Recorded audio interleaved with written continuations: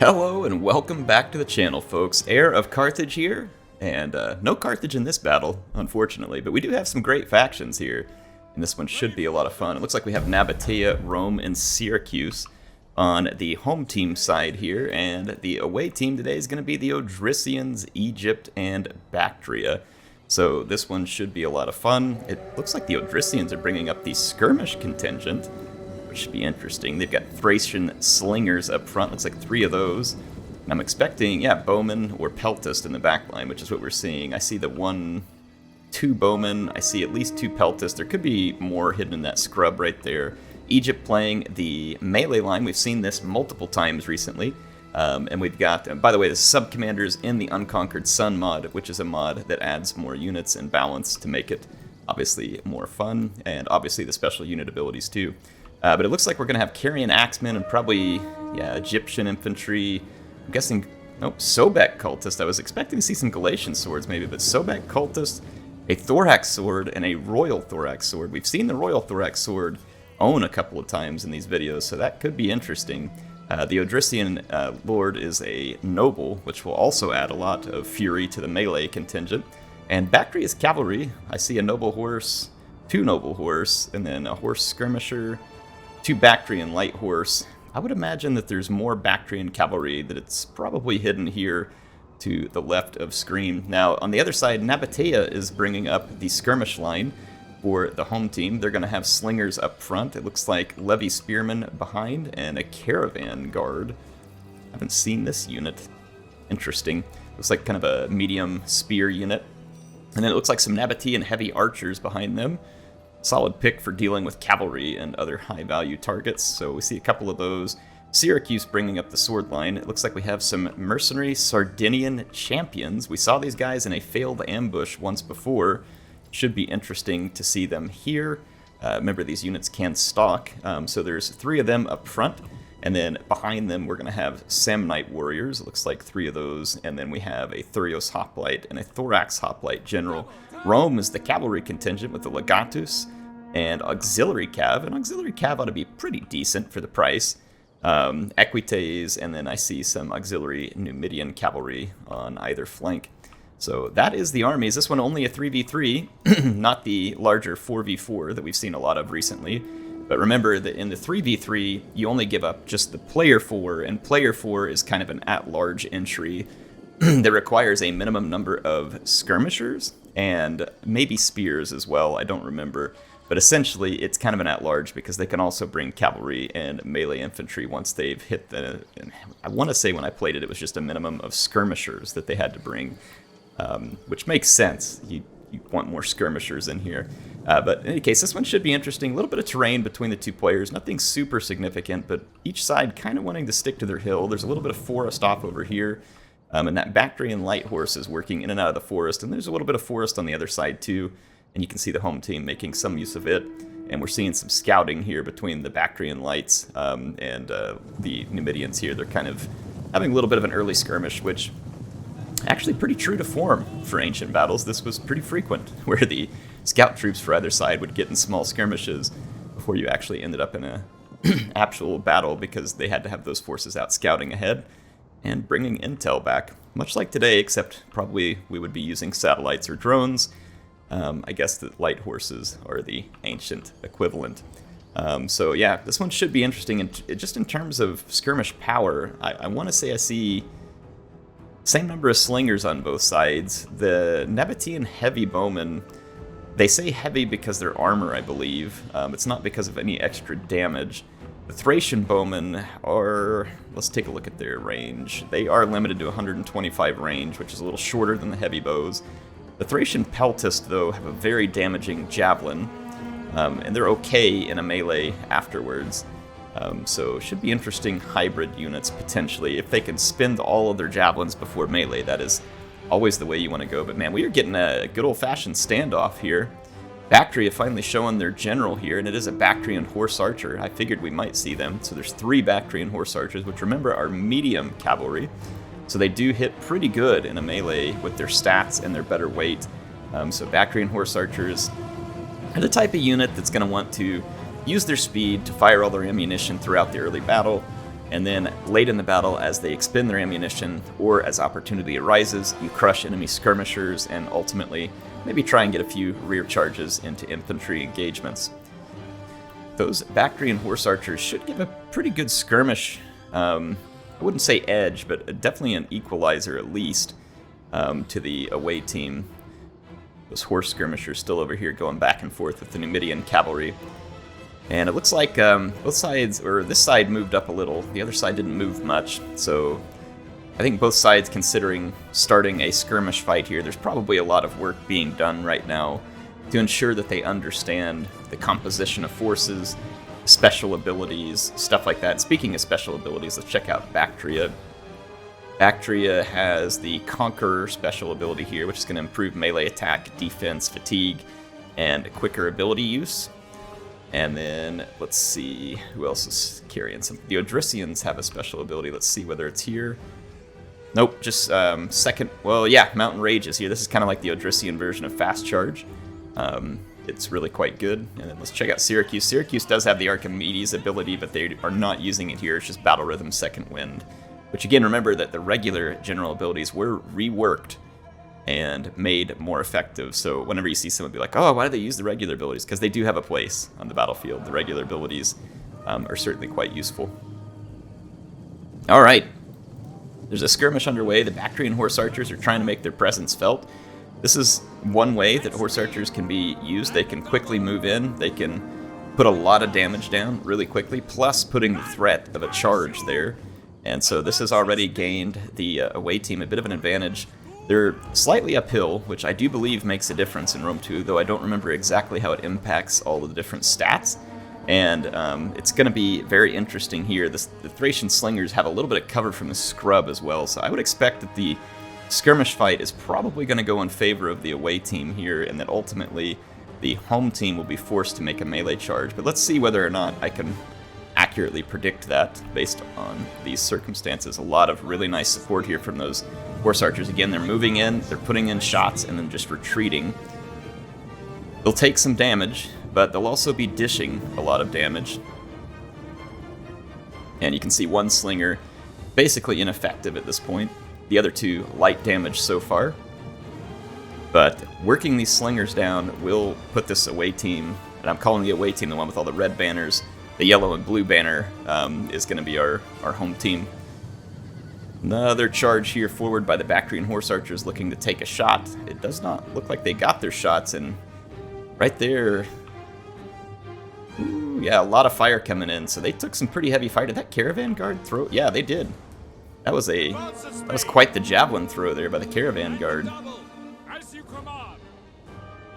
So pretty interesting move there, getting that extra protection up here. So the home team trying to turn some of this back in their favor, and they got a lot of damage done on one of those horse archer units there. Yeah, down to 45. So pretty significant. And then as we take a look, the slinger fight continuing here. The heavy archers now trading some shots up here. Heavy archers are going to cause a lot of damage. It's interesting, though, to see their ammunition being used against slingers. That's not ideally what you would want to do with heavy archers, but, I mean, sometimes you do what you got to do, right? There's nothing wrong with trying to equalize a slinger fight. It's just ideally, when you get those units, here comes that Sardinian champion unit. Very interesting unit here. A very good charge. It's going to catch the back of that spear unit as it retreats away. And then we're going to see some shots coming in. I imagine that Peltist and Bowman are going to try and work their will here. Yep, they're going to target these high-value Samnite warriors. Look at that, just shredding into that Samnite warrior. So not only is it having to charge uphill, but a very nice job of focusing into a key target there. And let's just see how this infantry fight unfolds. That Bactrian noble horse is going to be a force to be reckoned with for the Roman cavalry. Nice support here, those Sardinian champions out here to help against the spears in that fight, where the auxiliary cav put down an initial charge. More Sardinian champions charging up the main line here. Those would likely have been some surprise to the enemy, though just tremendous losses. The skirmishing has been absolutely devastating on the part of the away team here. Those Thracian bowmen and Peltist have put tremendous damage into the middle of this fight, and the uphill charge becomes that much more of an uphill battle. And I can understand why the other team charged. The infantry is quite light for the other side, and I feel like they probably felt like they had an advantage, and they do, but, you know, this uphill work is tough. Intimidate there is going to inhibit ability use, so that's a good use of that right here in the middle of combat, so that the other team cannot get their abilities like the battle rhythm, second winds, like that they have here, and then the Roman is carrying the same thing, so it's all battle rhythm, second wind. Battle rhythm, of course, increases attack, and then second wind gets the fatigue all the way back up, which is a big deal in this game, especially when you're fighting uphill, by the way. There is that Royal Thorax sword up here, though, that's going to be incredibly tough to break, and that Thracian Noble also going to be very difficult to overcome, and I just don't know that Syracuse and these other ones have the horsepower to pull that off. Those Sobek Cultists are going to be tough units, too. I want to say that they get a bonus versus Infantry, maybe, but I may just be thinking of the Disciples. No, they don't get a bonus versus Infantry. Yeah, never mind. So I was thinking of the Disciples of Apodimnak, I believe. So I'm a little bit off base there, but otherwise this is going pretty tough, I think, right now for the home team. They've got a very difficult uphill slog here. There's a Noble Swordsman coming in to help. They're going to need all the help they can get. At this point, though, you can see the strategy here of shoot, retreat, and hold units in reserve for the away team. And when used properly, that is a very difficult strategy to overcome. So you can see the enemy being forced forward, taking these tremendous skirmish fire, and then the enemy using that hill position, retreating uphill, forcing constant charges and uphill engagements, and kind of just wearing your enemy down. Equite is working up that other flank. Is that Bactrian Noble Horse? I don't know where the Bactrian Noble... Okay, here it is. So it's hitting right here in the center, trying to stop an auxiliary cab, which was headed towards the Peltist. That Royal Thorax Swordsman near combat now, and same thing with the Thracian Nobles. Looks like they're going to come in. Charging downhill, these guys are going to be incredibly dangerous. Look at the slingers and stuff. They are focusing some fire up there, but only a limited number of skirmishers available to hit that Thracian Noble at the moment. It does take some damage. Good job here, getting those heavy archers firing into it. So definitely want to get as much damage into that unit as they can. Let's see if we can kind of tell. This that Royal Thorax Sword's going to be able to handle this fight without an issue. Yeah, that just won't be close. That Royal Thorax Sword's going to handle that, no problem. Then we have the Thorax Sword out here. It shows the balance in favor of the red team. I agree. These skirmishers up in the high ground are definitely threatening, just like Obi-Wan in Revenge of the Sith, and warning them, don't try it. But they have to at this point. So here comes the auxiliary cab charging into the Carrion Axeman.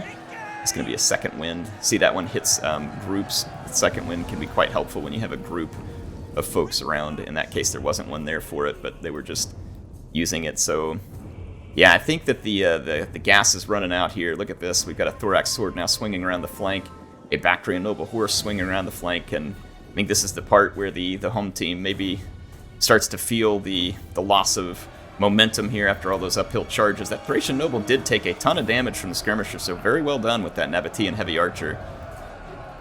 Very well done. And let's see what happens. That Noble Horse was threatening, but doesn't actually bring the heat here. Samnite's going to have to turn its back now to fight the Thorax Sword, and that will be very bad because it's that Royal Thorax Sword up here already having 58 kills. These guys are caught in a really tough position. You can see here the slingers having to intercept that Thorax Sword out of desperation. Here comes the Royal Thorax Sword, those heavy javelins prior to combat. They're going to crush that Levy Spearman. Going to roll over them like an armored wave onto the beach here. They went into square formation to preserve their lives for as long as possible. Probably a good call. That Thracian Noble actually gets defeated up there, so the Samnite Warrior picking up a key victory. That battle rhythm making a big difference. A lack of armor on that Thracian Noble. So a little bit of a push here on this flank. I still am concerned for the home team because I don't think they have a great way to deal with these horse archers. That Noble Horse is going to be out here in a fight with the auxiliary cab. That's going to be an interesting one. The Noble Horse is definitely better pound for pound, but it's going to be curious to see what hit point state they were in. There are still heavy archers, and they are supporting. Heavy archers are pouring fire over here into the Bactrian horse archers and Thorax Sword that wrapped up that flank. That that noble horse is having a struggle with the auxiliary cav. It must have been in a lower hit point state as this fight got started. Otherwise, I would expect the noble horse to do pretty well, but auxiliary cav is not bad. Like, it's actually probably one of the better melee cav options that's available to Rome. Like, it's fairly cost effective. See here, the noble swords pushing their way up. Home team doing a tremendous amount of damage here, especially considering they had to fight uphill. But I mean, we look here, we got a thorax sword and a healthy royal thorax sword with 165 kills. And now they are going to be the ones fighting uphill, but I don't think it's going to be much of a problem for them. These guys are very defensive, but also pretty solid on offense. I would say they're kind of a halfway point between like that barbarian sword and Roman infantry. So Royal Thorax Sword's definitely a pretty versatile unit if you can keep them in the right engagements. Obviously, you don't want to get them into engagements where they get tore up by missiles or something early, but look at that fight there. It's now got support from the auxiliary Numidians, so Bactrian nobles are going to lose to the auxiliary cav. Those horse archers still making an impact here, and look, there's still a few skirmishers up making a big impact. The noble sword is going to get cut down, and the home team just doesn't quite have enough to finish this one. I have to say, though, all things considered, having to make that uphill charge and in the face of a skirmish supremacy on top of the hill, I think the home team did pretty darn good, all things considered. There's not a ton of units left. I would say that it's a bit lopsided in the sense that you would have had to try to kill that big thorax sword, which would not have been easy, but still, I think a solid showing for the home team, despite having to go against multiple challenges there that ended up coming about as the skirmish fight started to go against them. They were then forced to go up the hill. That's why both sets of players were hesitant at first to go to the other one's position, because you don't want to have to fight that uphill battle, right? It's difficult. It is not easy. Look at the leadership of that Legatus. 150 kills, didn't rout to the very end there. Very Romanesque.